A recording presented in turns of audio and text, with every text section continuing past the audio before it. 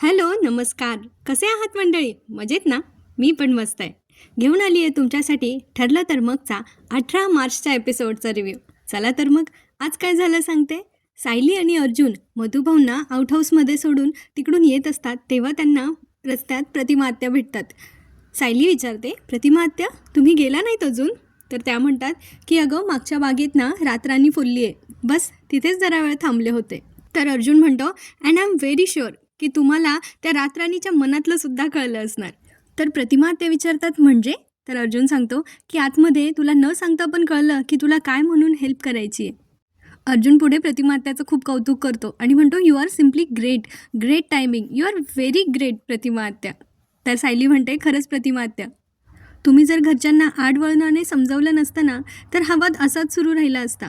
प्रतिमा आत्या पुढे खूप मार्मिक उत्तर देतात की लेकरांना त्यांच्या आईला हाक नाही मारावी लागत, ती आपोआप तिला ऐकू जाते.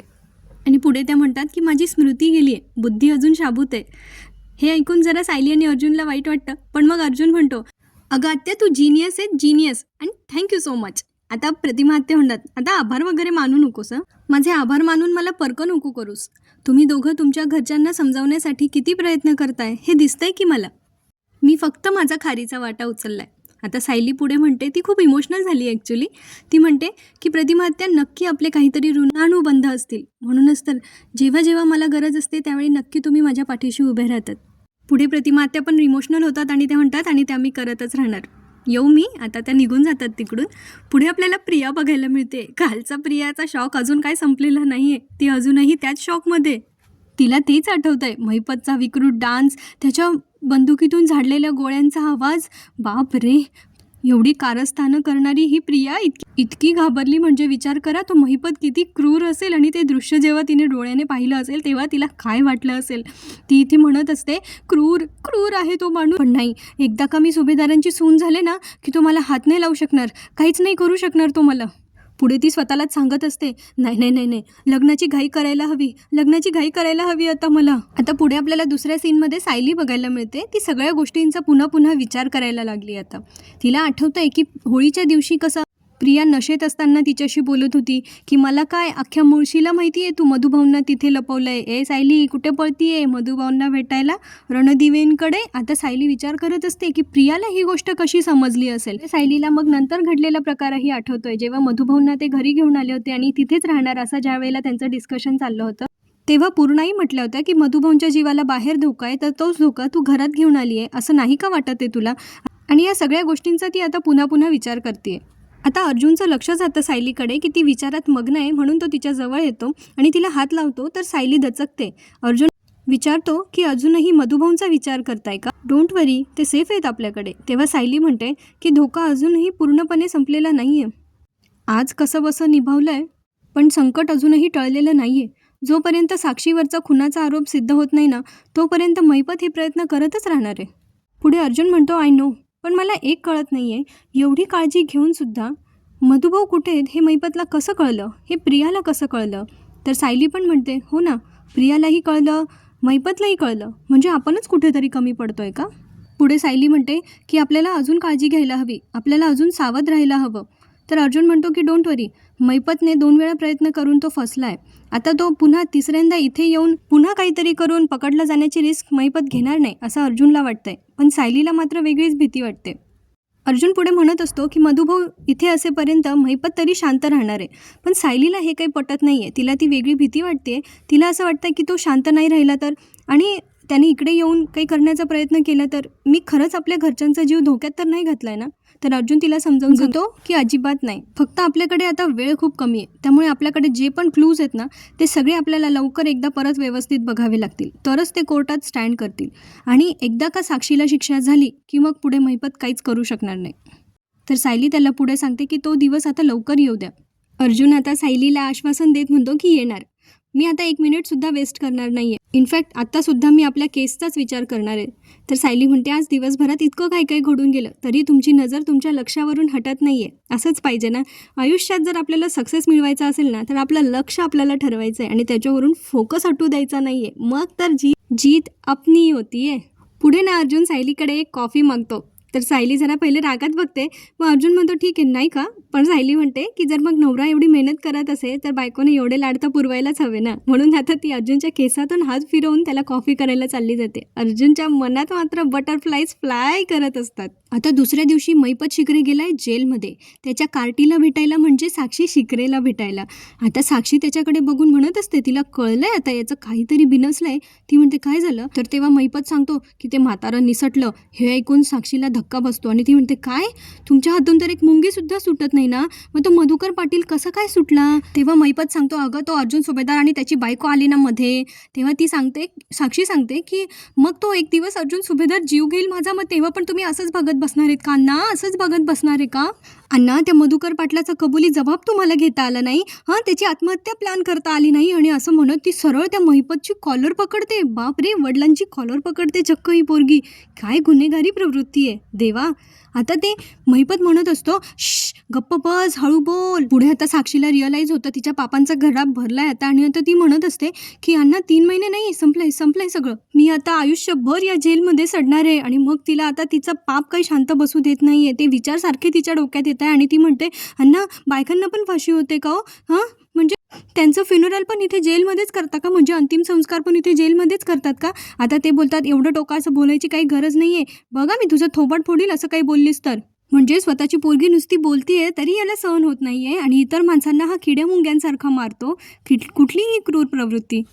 साक्षी मात्र आता एकदम हायपर झाली आहे, सायकोसारखी वागायला लागली आहे. त्यांच्या एका विकत घेतलेल्या कॉन्स्टेबलला आता ती जोरात ओरडून सांगत असते आणि तिचा मोबाईल पण फेकून देते. तेव्हा महिपत तिला विनवण्या करत असतो की शांत बस, आवाज करू नको, घे हा मोबाईल घे, नाहीतर हे जे काही मिळतंय ना ते पण मिळायचं बंद होऊन जाईल. एका गोष्टीचा मला राहून त्रास होतोय की तुझा या बापावर विश्वास राहिलेला नाहीये. हे बघ, हा या बापाचा शब्द आहे की मी या जेलमधून तुला 113% बाहेर काढणार. काय झालं त्या मधुकर पाटलाची सही नाही मिळाली तर. मी तुला जोपर्यंत या जेलमधून बाहेर काढत नाही ना तोपर्यंत नाव महिपत शिकरे नाही लावणार. आता याने पण चॅलेंज घेतलंय. पुढे यांचा सीन संपतो. इथे पूर्णाई, कल्पना, प्रतापराव आणि अश्विन सगळे बसलेले असतात. बहुतेक अश्विनने या सगळ्यांना एकत्र बोलवलंय. त्याच्या लग्नाबद्दल त्याला आता बोलायचंय. आता पूर्णा आजी आधी म्हणत असता की अर्जुनने तर नुसती मनमानी लावली आहे आणि त्यात त्याच्या बायकोची त्याला फूस आहे. पुढे प्रतापराव म्हणतात की ह्या घरात काही चांगलं होणार आहे की नाही काय माहिती. तर पूर्ण आजी म्हणतात अरे होणारच आहे, ह्या घरात काही फक्त अर्जुन सायली राहत नाही, अश्विनही राहतो, आपण सगळे राहतो. पण अश्विन म्हणतो की पण नेहमीप्रमाणे दादा आणि सायली सगळा फोकस त्यांच्याकडे खेचून घेतात. माझं काही लाईफ आहे की नाही, माझं काही फ्युचर आहे की नाही. आता याचं फ्युचर कोणी हिरवून घेतलं आहे त्याच्याकडून, काहीही बोलतोय. पण मग कल्पनाताई पुढे म्हणतात अरे अश्विन, आम्ही तुझ्याच भविष्याचा विचार करतोय. तर अश्विन म्हणतो फक्त विचार करून नाही चालणार मम्मा, आपल्याला काहीतरी कन्फ्लिक्ट म्हणजे काहीतरी ठोस आपल्याला करावं लागेल, पुढे पाऊल उचलावं लागेल. आणि तो पुढे सांगतो की आज तेच सगळं ठरवण्यासाठी मी तुम्हाला इथे बोलवलं आहे. होळीच्या रात्री तुम्ही सगळे प्रतिमा आत्याशी आमच्या लग्नाबद्दल बोलणार होतात पण ते नाही झालं पॉसिबल. पण प्लीज आता तुम्ही वेळ लावू नका आणि तिच्याशी आजच्या आज बोला, म्हणजे तिला पण रविराज काकाशी बोलता येईल. पुढे प्रतापराव म्हणतात की मला तर एक वेगळीच भीती आहे. सध्या सायली आणि प्रतिमाचं कसं नातं आहे तुम्हाला माहिती आहे आणि सध्या तर ती आपल्या विरोधात जाऊन सायली आणि अर्जुनचीच बाजू जास्त घेते. त्यामुळे मला अशी भीती वाटते की तिने जर या लग्नाला नकार दिला तर पूर्णाई प्रतापरावांना खात्री देतात की नाही तसं नाही होणार, प्रतिमा माझ्या शब्दाबाहेर नाही आहे. अश्विन पुढे म्हणतो की तन्वीबद्दल आणि माझ्या लग्नाबद्दल जर दादा आणि सायलीला काही कळलं तर ते नक्की आमच्या लग्नात खोड्या घालण्याचा काहीतरी प्रयत्न करतील. आणि मग कल्पनाताई म्हणतात की म्हणून तर तुझ्या लग्नाबद्दल इतक्यात त्यांना काही कळू द्यायचं नाही आहे. बापरे, म्हणजे आता यांना ऐनवेळी कळणार आहे बहुतेक अर्जुन आणि सायलीला की अश्विन आणि तन्वीचं लग्न होतं. मग आता कल्पनाताई म्हणतात अरे म्हणूनच तर आपल्याला त्यांना काही कळू द्यायचं नाही आहे. आणि अश्विन पण म्हणतो की मी पण माझ्या बाजूने पूर्ण प्रयत्न करेल की दादा आणि सायलीला ह्या लग्नापासून दूरच ठेवता येईल, तेवढा मी जास्त प्रयत्न करणार आहे. सध्या अर्जुन या केसमध्ये अडकला आहे म्हणून, नाही तर मला असं वाटतंय की त्याने जे मध्येच सोडून दिलं होतं ना की प्रिया तन्वी नाही आहे हे सिद्ध करण्याचं त्याच्या डोक्यात एक आलं होतं, ते कदाचित आता पुढे तो कंटिन्यू करू शकतो असं माझा अंदाज आहे. बघू आपला अंदाज किती खरा ठरतोय तो. तुम्ही चॅनलला सबस्क्राईब करून ठेवा बरं का, आपल्याला अजून ही स्टोरी पार पुढेपर्यंत माझ्या आवाजात तुम्हाला ऐकवायची आहे मला. कल्पनाताई पुढे अश्विनला पण म्हणत असतात की मध्यंतरी अर्जुन आणि सायलीमुळे आमचं तुझ्याकडे दुर्लक्ष झालं, पण आता आम्ही तसं होऊ देणार नाही आहे. आम्ही आता लवकरात लवकर तुझ्या लग्नाचं बघणार आहोत. पुढे आता प्रियाला काही चैन पडत नाही आहे. तिला काहीही करून लवकरात लवकर लग्न करून इथे हजर व्हायचं आहे. सुभेदारांच्या घरामध्ये तिला दाखल व्हायचं आहे. तिला असं वाटतं आहे सुभेदारांचं घर म्हणजे माझ्यासाठी सेफ झोन असणार आहे. म्हणून ती आता अश्विनला फोन करते की ते भेटायला येणार होते, त्याचं काय झालं. म्हणजे तिच्या लग्नाची बोलणी करायला येणार होते हे बहुतेक तिला पण माहिती होतं. आता ती अश्विनला फोन करते, पण अश्विनचा फोन डायनिंग टेबलवर असतो आणि तो तिकडे त्यांच्यासोबत मीटिंगमध्ये असतो, म्हणजे पूर्णाईन त्यांच्यासोबत. आता सायलीला सारखी सारखी फोनची रिंग ऐकायला येते. मग म्हणून ती जवळ येऊन बघते तर तिच्या लक्षात येतं की तन्वी अश्विनना फोन करते. तेव्हा सायली बिचारी ती तर नेहमी दुसऱ्यांचा चांगलाच विचार करते, त्यामुळे तिला असं वाटत असतं की घरी कोणाची तब्येत तर बिघडली नसेल ना, नाहीतर तन्वी कशाला ना एवढा वेळा फोन करेल अश्विन भाऊजींना.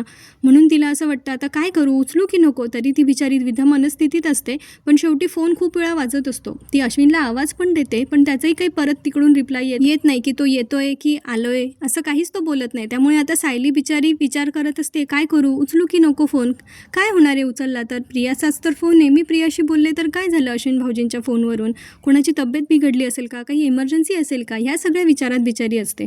आणि आता ती फोन उचलते. तिकडून प्रियाला असं वाटत असतं की अश्विननेच फोन उचलला, म्हणून ती सरळ बोलून मोकळी होते की तू आईबाबांना घेऊन येणार होतस ना घरी, त्याचं काय झालं, तुम्ही निघालात का. आणि हे पूर्ण वाक्य आता सायलीने ऐकलेलं आहे.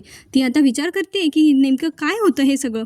आता तेवढंच तिथे अश्विन टपकला आणि त्याने जोरात खेचून घेतला अक्षरशः सायलीच्या हातातून फोन, आणि तिच्यावर डोळे वटारून वटारून तो बोलत होता आणि बघत होता.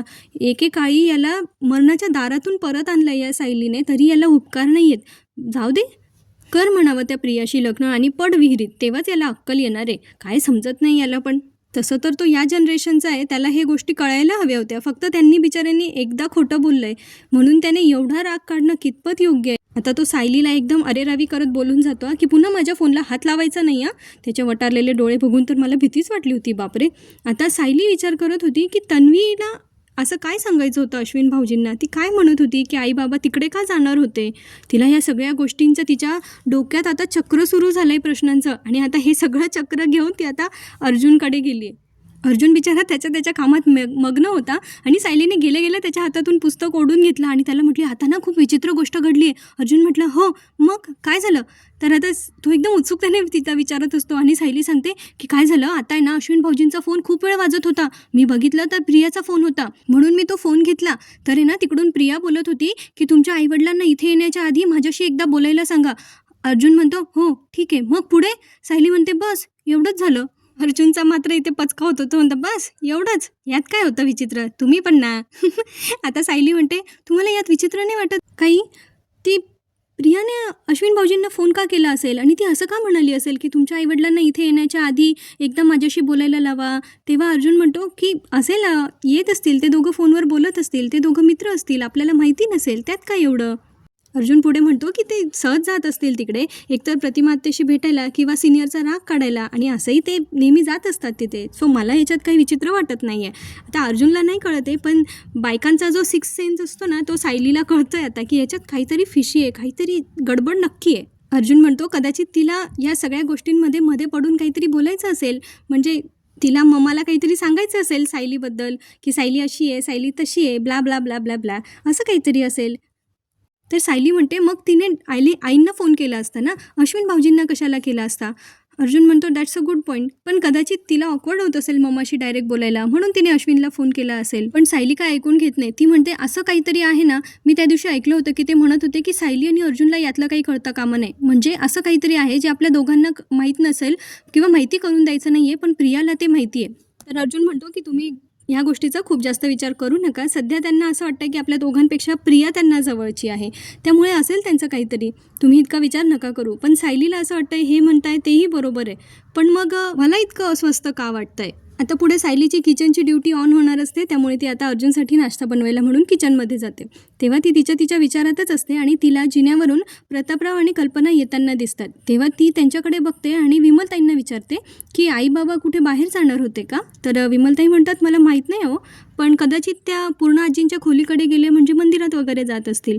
पण मग विमलताई पुढे म्हणतात की मला तर वहिनींनी ताट तयार करायला नाही सांगितलं, काय माहिती मग कुठे गेले असतील. पुढे विमलताई सायलीला सांगत असतात की त्यांचं आहे ना हल्ली हळू आवाजात काहीतरी बोलणं चालू असतं, जसं की ते काहीतरी ठरवत आहेत, ते आपण बड्डेच्या वेळेला करतो ना काय ते सरप्राईज, तसंच काहीतरी. सायली म्हणते, फक्त हे सरप्राईज घरातल्या इतर सगळ्यांसाठी पण आनंदाचं ठरू देत, एवढीच ती अपेक्षा. आता पुढे विमलताई एक शक्कल लढवतात.